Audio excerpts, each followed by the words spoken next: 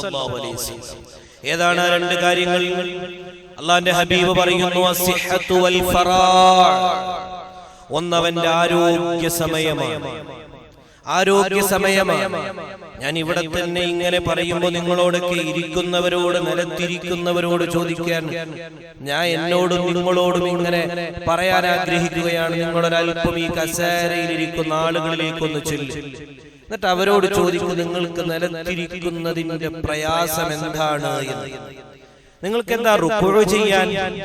അവർക്കും നമ്മളെ പോലെ റുക്കൂഅ് ചെയ്യാനും സുജൂദ് ചെയ്യാനും അത്തഹിയ്യാത്തിൽ ഇങ്ങനെ ഇരിക്കാനും കാലൊന്ന് നീട്ടിയും ചുരുക്കിയും വളച്ചും നെറ്റിയൊന്ന് ഈ സുജൂദ് ചെയ്യുന്ന സ്ഥലത്തിലേക്കൊന്ന് അടുപ്പിച്ച് സമർപ്പിക്കാനും ഈ ബാക്കിൽ ഇങ്ങനെ ഈ കസേരകളിൽ ഇരിക്കുന്ന മനുഷ്യർക്കും ആഗ്രഹങ്ങൾ ഹൃദയത്തിലുണ്ടാകും. എന്തേ അവർക്ക് കഴിയാത്ത?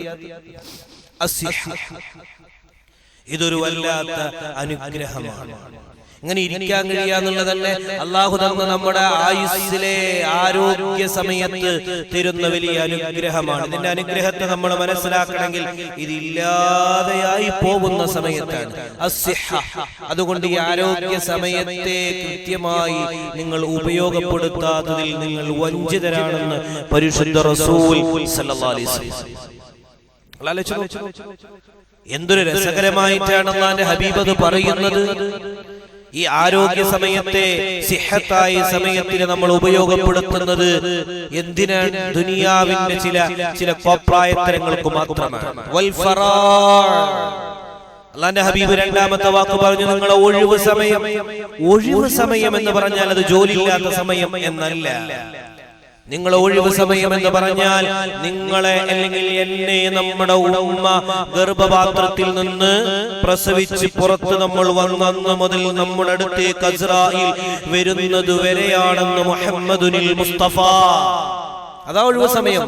നമ്മൾ പലപ്പോഴും പ്രസംഗത്തിൽ കേൾക്കാറ് ക്രിസ്മസിന്റെ ഒഴിവ് സമയം, സ്കൂളിലെ ലീവ് സമയം, മദ്രസയിലെ ലീവ് സമയം, ഇങ്ങനെയുള്ള ചില ഒഴിവ് സമയത്തിന് കുട്ടികൾക്ക് പറഞ്ഞു കൊടുക്കുന്ന ഒരു നിസ്സാരമാക്കപ്പെട്ട ഹദീസാണിതെന്ന് മനസ്സിലാക്കേണ്ട. ഇത് നമ്മളെ പ്രസവിച്ചെന്ന് മുതൽ നമ്മൾ മരിക്കുന്നത് വരെയുള്ള അൽ ഫറാഅ്, ആ ദിവസം മുഴുവനും. അതുകൊണ്ടല്ലേ അല്ലാഹു ഈ ഭൂമി ലോകത്തേക്ക് ഒരു മുസൽമാനെ പടച്ചത് അവനെ ഇബാദത്ത് ചെയ്യാനാണെന്ന് ഹബീബായ റസൂലും പരിശുദ്ധ ഖുർആനും പറയുമ്പോൾ നമുക്ക് പ്രത്യേകിച്ച് തിരക്കുകളൊന്നുമില്ല. പിന്നെ നമ്മൾ ഉണ്ടാക്കേണ്ടത് അല്ലാഹുവിന്റെ ദീനിന്റെ കാര്യങ്ങൾക്ക് സമയം കണ്ടെത്തുകയും ആ സമയത്തിൽ അപ്പുറത്തൊരു സൈഡായിട്ട് ദുനിയാവിന്റെ കാര്യത്തിൽ ഇടപെടുകയും ചെയ്യുകയാണ് ഒരു മുസൽമാനെ സംബന്ധിച്ചിടത്തോളം നമുക്കുണ്ടാവേണ്ടത്. നിങ്ങൾ ആലോചിച്ച് നോക്ക്, ഇന്ന് നമ്മൾ വെള്ളിയാഴ്ച ദിവസത്തില്ല. നിങ്ങൾ ആലോചിക്കൂ, ഇന്ന് നമ്മൾ എത്ര നന്മകൾ ചെയ്തു.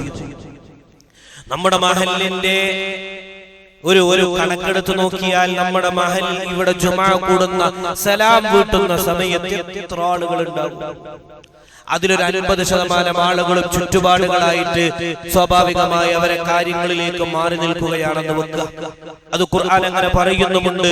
കച്ചവടക്കാർക്ക് മറ്റുള്ള തിരക്കുകൾ, അസുഖങ്ങൾ, അങ്ങനെ ഒരു 50% പള്ളിയിൽ വരുന്ന ആളുകളെയും മാറ്റിവെച്ചാൽ ഒരു 50% ആളുകളും ഇന്ന് ഫ്രീയാ. എന്നാലും അവർ പള്ളിയിലേക്ക് എത്തുന്ന സമയപ്പോഴ രണ്ടാമത്തെ ഖുതുബ അല്ലെങ്കിൽ നിസ്കാരത്തിലെ ആദ്യത്തെ റക്അത്തിലെ റുക്കൂഇലേക്ക് പോകുമ്പോൾ മനുഷ്യൻ ഇത്രയേ ഉള്ളൂ ദീനിന്റെ കാര്യം. അതാണ് അല്ലാഹുവിന്റെ റസൂൽ പറഞ്ഞത്, ഫറാഅ് ഇത്രയൊക്കെ സമയം തന്നിട്ടും അവൻ ഈ വിഷയത്തിൽ വഞ്ചിതനാണ്, അവൻ മോശമാണ്, അവൻ ചിന്തിക്കുന്നില്ല എന്നത്. എന്നിട്ട് പറയുന്നു, പ്രിയപ്പെട്ടവരെ, നിങ്ങൾക്ക് തന്ന ഈ സമയം അദ്ദുനിയാ മസ്റഅത്തുൽ ആഖിറ വഫീഹാ തിജാറത്തുൽ ലത്തി യൽഹറു റിബ്ഹുഹാ ഫിൽ ആഖിറ. എന്തൊരു രസകരമായ വചനമാണ് പരിശുദ്ധ റസൂൽ സല്ലല്ലാഹു അലൈഹി വസല്ലം തങ്ങൾ പറഞ്ഞു. ഞാൻ ഈ പറയുന്ന കാര്യം മാത്രം ആലോചിച്ച് നോക്കി. അല്ലാഹുവിന്റെ ഹബീബ് പറയുന്ന ദുനിയാ മസ്റഅത്തുൽ ആഖിറ, നിങ്ങൾക്ക് ദുനിയാവ് അല്ലാഹു തന്നത് മസ്റഅത്താണ്, ആഖിറത്തിലേക്കുള്ള ഒരു ജോലി സ്ഥലമാണ്, ആഖിറത്തിലേക്ക് പണിയെടുക്കാനുള്ള കൃഷിയിടം മാത്രമാണ് ഈ ദുനിയാവ്. മസ്റഅ അങ്ങനെ ഒരു ഇടാണ്. എന്നിട്ടോ എന്നിട്ട് പറയുന്നു ഫീഹാ തിജാറത്തുൽ ലതി യദ്ഹറു റിബുഹാ ഫിൽ ആഖിറ.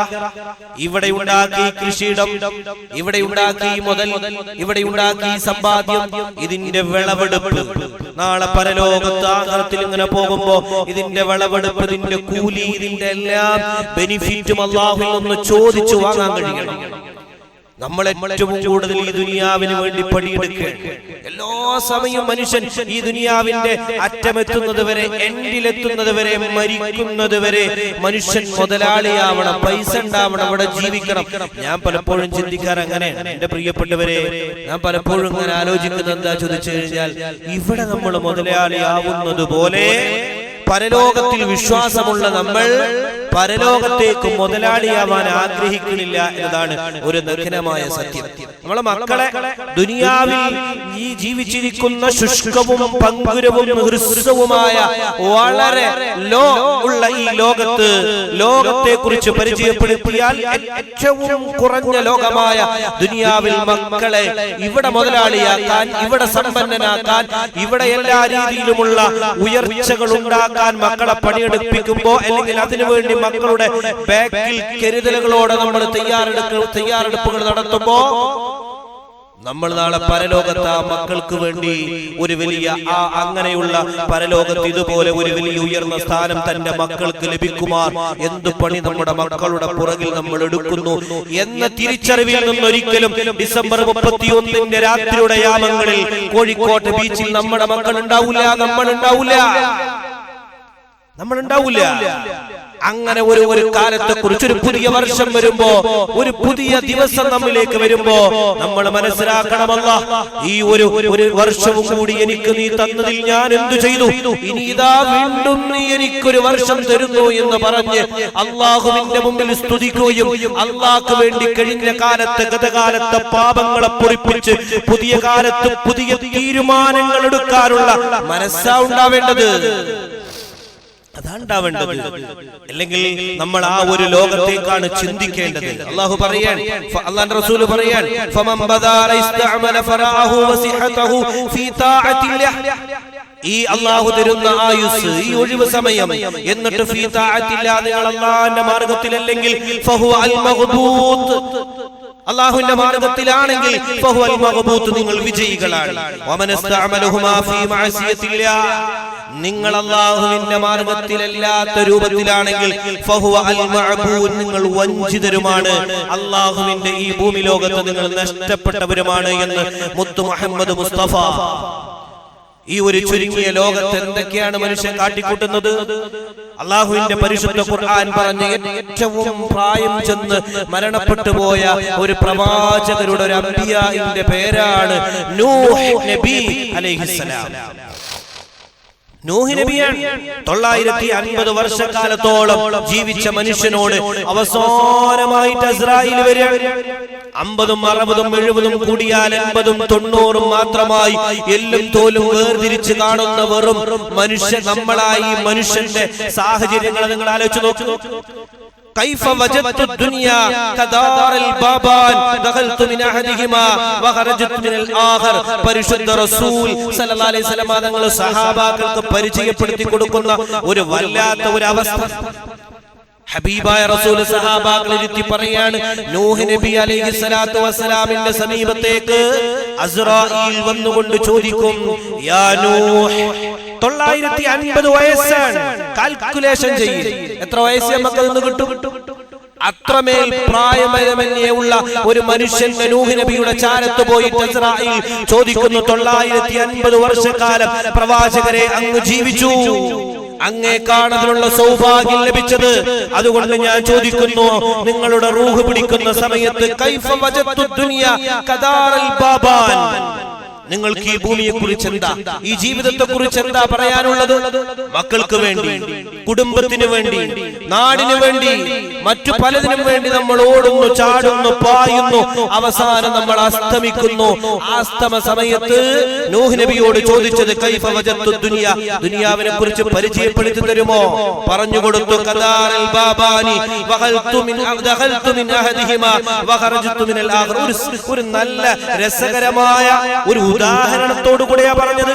നിങ്ങൾ ആലോചിച്ച് നോക്കി, പള്ളിയിൽ 2 വാതിലുകളുണ്ട്, അങ്ങനെ പറഞ്ഞു. ഖദാറിൽ ബാബാൻ, ഒരു വീടിന്റെ 2 വാതിലുകൾ പോലെയാണ് ഈ ദുനിയാവ്. അസ്രായീൽ, ഈ ദുനിയാവ് എന്ന് പറയുന്നത് ഭൂമിയുടെ ഒരു വീടിന്റെ 2 വാതിലുകൾ പോലെയാണ്. ഈ ഒരു വാതിലിൽ നിന്ന് ദഖൽതു മിൻ അഹദിഹിമാ, ഈ ഒരു വാതിലിൽ നിന്ന് ഒരാൾ ഇങ്ങനെ കയറി, എന്നിട്ടോ വഖറജ്തു മിനൽ ആഖിർ, മറ്റേ വാതിലിലൂടെ അയാൾ ഇറങ്ങിപ്പോവാൻ. ഇതുപോലെ മാത്രമാണ് ഒരു മനുഷ്യന്റെ ജീവിതം എന്ന് പറയുമ്പോൾ. ഒരു 2026 എന്ന ഒരു പുതിയ ലോകം അല്ലെങ്കിൽ ഒരു പുതിയ വർഷം നമ്മിലേക്ക് സമാഗതമാകുമ്പോൾ ഗതകാലത്തെ കുറിച്ച് ചിന്തിക്കുകയും ഗതകാലത്തെ കുറിച്ച് പഠിക്കുകയും ഗതകാലത്ത് നമ്മുടെ ആയുസ്സിൽ നമ്മൾ ഉണ്ടാക്കിയെടുത്ത നന്മകളെയും തിന്മകളെയും കാൽക്കുലേഷൻ ചെയ്യാണ് വേണ്ടത്. ഇത് മാർച്ച് മാസം വരെയാണ്. ബിസിനസ്സുകാർ, കച്ചവടക്കാർ, ബാങ്ക് അല്ലെങ്കിൽ ഗവൺമെന്റ് ഉദ്യോഗസ്ഥ സ്ഥലങ്ങൾ, അവിടെയെല്ലാം മാർച്ച് ആകുമ്പോ അല്ലെങ്കിൽ നമ്മുടെ മഹല്ല് കമ്മിറ്റിക്കാർ അല്ലെങ്കിൽ മറ്റുള്ള രീതികളിലുള്ള എല്ലാ സംവിധാനങ്ങളിലും മാർച്ച് മാസങ്ങളിൽ കാൽക്കുലേഷൻ ചെയ്യും. അവരുടെ ബിസിനസിനെ, അവരുടെ സംവിധാനത്തിനെ, അവരുടെ കാര്യങ്ങളിൽ ഓഡിറ്റ് ചെയ്യുന്ന ദിവസം. എന്നാൽ ഒരു വർഷത്തിൽ നിന്ന് മറ്റൊരു വർഷത്തിലേക്ക് കടക്കുമ്പോ ഓഡിറ്റ് ചെയ്യേണ്ടത് അത് ബീച്ചുകളിലും മറ്റു സ്ഥലങ്ങളിലും പോയി മദ്യം കഴിച്ച് ലഹരിക്കടിമപ്പെട്ട് ആണും പെണ്ണും തിരിച്ചറിയാതെ കൂത്താടുന്ന കൂത്താട്ടങ്ങളല്ല, മറിച്ച് ഓഡിറ്റ് ചെയ്യേണ്ടത് ഗതകാലത്ത് ചെയ്തു പോയ തിന്മകളെ കുറിച്ചും നന്മകളെ കുറിച്ചുമാണ്. എന്നിട്ടൊരു പുതിയ കാലത്ത് നന്മയെ സൃഷ്ടിക്കാൻ നമുക്ക് കഴിയുമെങ്കിൽ നിങ്ങൾ ആലോചിച്ചു നോക്ക്. പരിശുദ്ധ റസൂൽ സല്ലല്ലാഹു അലൈഹി വസല്ലം തങ്ങൾ പറയുന്നു, യബ്ന ആദം, ഓ ആദമിന്റെ സന്തതികളെ, ഓ ആദമിന്റെ സന്തതികളെ. ഈ പ്രവാചകനാണ് ആദമിന്റെ സന്തതികളെ വിളിച്ചു പറഞ്ഞത് നിസ്കരിക്കാൻ വരീമെന്ന്. അതേ പ്രവാചകർ പറയുന്നു, യബ്ന ആദം. അള്ളാഹുവിന്റെ റസൂൽ സഹാബാക്കൾക്ക് പറഞ്ഞു കൊടുക്കാൻ, ഈ ലോകത്തുള്ള മനുഷ്യർ മുഴുവനും, ഈ ലോകത്തുള്ള മനുഷ്യരോട് മുഴുവനും ഭൂമി പറയുമത്രേ, അല്ലെങ്കിൽ ഒരു സൃഷ്ടി പറയുമത്രേ, അല്ലെങ്കിൽ ഒരു പുതുരാവ്, ഒരു പുതുപ്രഭാതം പറയുമത്രേ. ഇന്നലത്തെ പ്രഭാതം ഓരോ മനുഷ്യനോടും പറയും, യബ്ന ആദം, ഓ ആദമിന്റെ മക്കളെ, അന ഖൽഖുൻ ജദീദ്, ഞാനിതാ ഒരു പുതിയ വർഷം നിങ്ങളിലേക്ക് സമാഗതമായി, ഒരു പുതിയ പ്രഭാതം സമാഗതമായിരിക്കുന്നു. വഅലാ അമലിക ഷഹീദ്, എന്തൊരു രസകരമായ വാക്കാണ്. ഞാൻ നിങ്ങളിലേക്ക് പുതിയ വർഷം സമാഗതമാകുമ്പോ വഅലാ അമലിക ഷഹീദ്, നിങ്ങൾ ചെയ്യുന്ന ഓരോ പ്രവർത്തനത്തിനും അത് നുഖ്സാനിയത്ത് ഒരണുമണി തൂക്കം നിങ്ങൾ ചെയ്യുന്ന ഏത് കാര്യത്തിനും മൈക്രോ സെക്കൻഡ്, സെക്കൻഡ് അല്ല, മൈക്രോ സെക്കൻഡ്, അത്രമേൽ സമയം പോലും നിങ്ങൾ ചെയ്യുന്ന കാര്യത്തിൽ വഅലാ അമലിക ഷഹീദ്, ഞാൻ സാക്ഷിയാണ്, ഞാൻ അതിനെക്കുറിച്ച് പഠിക്കും, എനിക്കതിനെ കുറിച്ച് വീക്ഷിക്കാൻ കഴിയും. അതുകൊണ്ട് വതസവ്വദ് മിന്നീ, എന്റെ ഈ ദിവസത്തെ, എന്റെ ഈ പ്രഭാതത്തെ, എന്റെ ഈ ദിവസത്തെ നിങ്ങൾ വല്ലാതെ ഉപയോഗിക്കണം. എന്നിട്ട് ഫഇന്നി ഇദാ മളൈതു ഇലാ അഊദ ഇലാ യൗമിൽ ഖിയാമ, വല്ലാത്ത വാക്കാണ്. ഫഇന്നി ഇദാ മളൈതു, ഈ കാലം കഴിഞ്ഞു പോയാൽ, ഈ സാഹചര്യം കഴിഞ്ഞു പോയാൽ, ഈ സൂര്യൻ ഉദിച്ച ഈ പ്രഭാത പുലരിയും ഈ സൂര്യൻ അസ്തമിക്കുമ്പോ ഇതും തീർന്നു പോകുന്ന ദിവസം, ലാ അഊദ ഇലാ യൗമിൽ ഖിയാമ, ലോകത്തൊരു മനുഷ്യനും തിരിച്ചു വരികയില്ല. അതുകൊണ്ട് ഇതാ പുതിയൊരു വർഷത്തിലേക്ക് നമ്മൾ കടക്കുമ്പോ ചിന്തിക്കണം, ഇതാ ഒരു പുതിയ പുലരി വന്നിരിക്കുന്നു. ഇതിൽ എന്നെ കുറിച്ച് പഠിക്കാൻ ഇവിടെ മലക്കുകളുണ്ട്, എന്നെ കുറിച്ച് പഠിക്കാൻ അള്ളാഹു നിരീക്ഷിക്കാൻ ആളുകളെ ഏൽപ്പിച്ചിട്ടുണ്ട്. അതുകൊണ്ട് ഞാൻ ഇതാ ഈ ഒരു പുതിയ വർഷത്തിനെ നന്മയിലാക്കുകയാണ്. അല്ലെങ്കിൽ ജുമുഅക്ക് രണ്ടാമത്തെ റക്അത്തിൽ ഓതുന്ന സൂറത്ത് പോലെ അങ്ങനെയാണ്. ഫയഖൂല റബ്ബി, ഒരു നല്ല പൈസക്കാരൻ, സമ്പന്നൻ, പൗരപ്രധാനി, മുതലാളി, വലിയ സമ്പന്നനും എല്ലാ രീതിയിലുമുള്ള ഗഡുസും സെറ്റപ്പുമുള്ള ഒരു പറയുന്നു, ഫയഖൂല റബ്ബി ലൗലാ അഖർതനി, എനിക്കാകെ തരേണ്ടത് ഇനിയുള്ള മുതലുകൾ സൂക്ഷിക്കാനോ മുതലുകളുടെ വിവരണ കണക്ക് പട്ടികകൾ മറ്റുള്ളവരെ ഏൽപ്പിക്കാനോ ഒരല്പസമയമല്ല. ഫയഖൂല റബ്ബി ലൗലാ അഖർതനി, എനിക്കൊരല്പസമയം നീട്ടിത്തന്നാൽ, ഇലാ അജലിൻ ഖരീബ്, ഒരു നിമിഷം, ഒരു സെക്കൻഡ് എനിക്ക് നീട്ടിത്തന്നാൽ, ഫഅസ്വദ്ദഖ വഅകും മിനസ് സാലിഹീൻ, ഞാൻ നന്നായിക്കോളാം. എനിക്ക് നന്നാവാനുള്ള അവസരം, എനിക്ക് നന്നാവാനുള്ള ഏത് മുതലാളിയെ ചിന്തിച്ചാലും, ഏത് സമ്പന്നനെ തന്നെ ചിന്തിച്ചാലും മരണാസന്നമായി നിൽക്കുന്ന അവന്റെ എല്ലാ സമയവും പോയിരിക്കുന്ന ആ സമയത്ത് ചോദിക്കുന്നത് അതാണ്.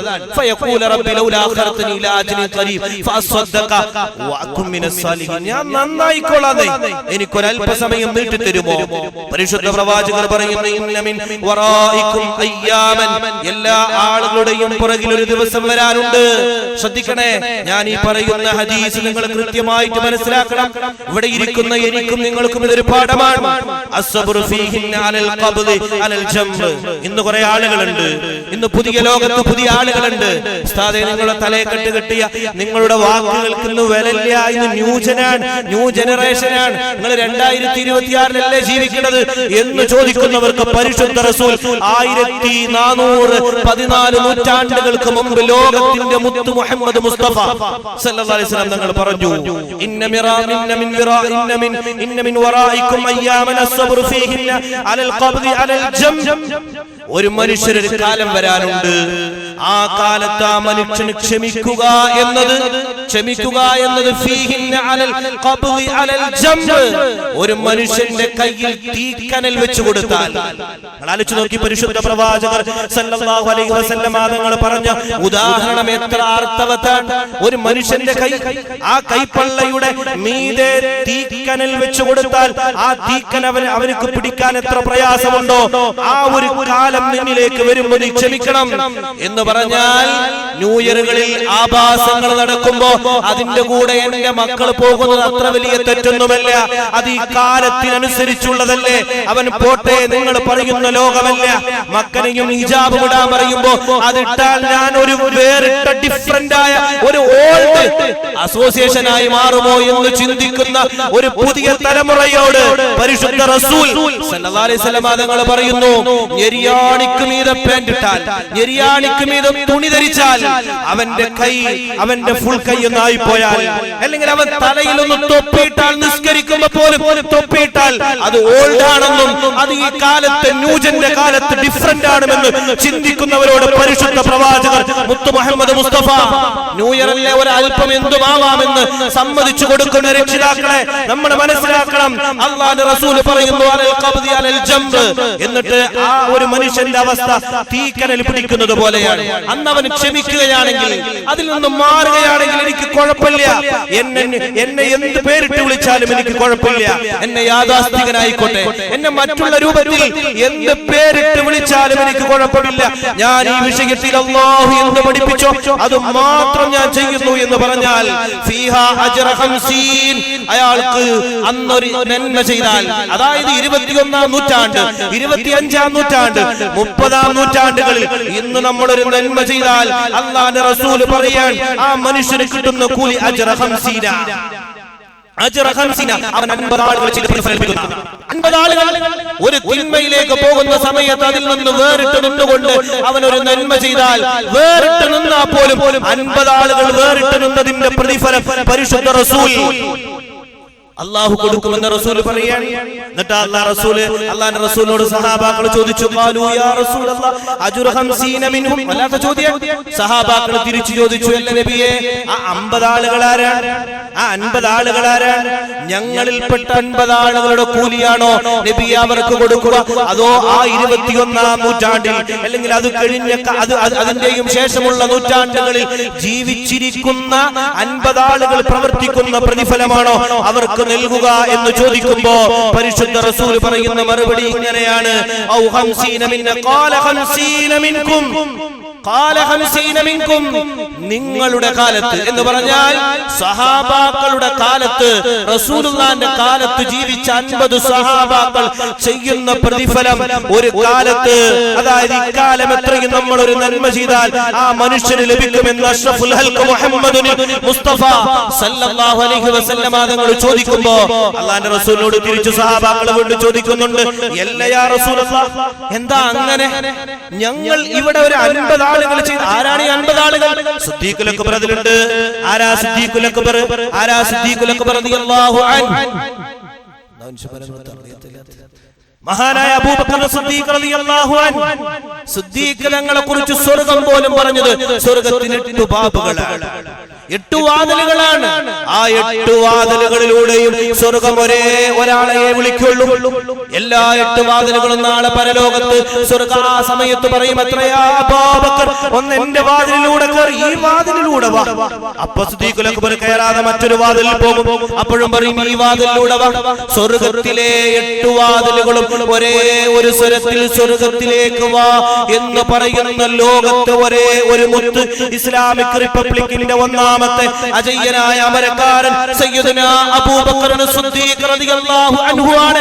ആ 50-ൽ ഒരാള്. അങ്ങനെയുള്ള 50 ആളുകൾ ചെയ്ത പ്രതിഫലം ലോകത്ത് ഇന്നൊരാൾ ഒരു തിന്മയിൽ നിന്ന് വേറിട്ട് നിന്ന് നന്മ മാത്രം ചെയ്യുകയാണെങ്കിൽ അല്ലാഹു അവർക്ക് നൽകുമെന്ന് സഹാബാക്കളോട് പറയുമ്പോൾ സഹാബാക്കൾ ചോദിക്കുന്നുണ്ട്, അതെന്തേ യാ റസൂലല്ലാഹ്, അങ്ങനെ ഞങ്ങളിൽപ്പെട്ട ഈ 50 ആളുകളുടെ പ്രതിഫലം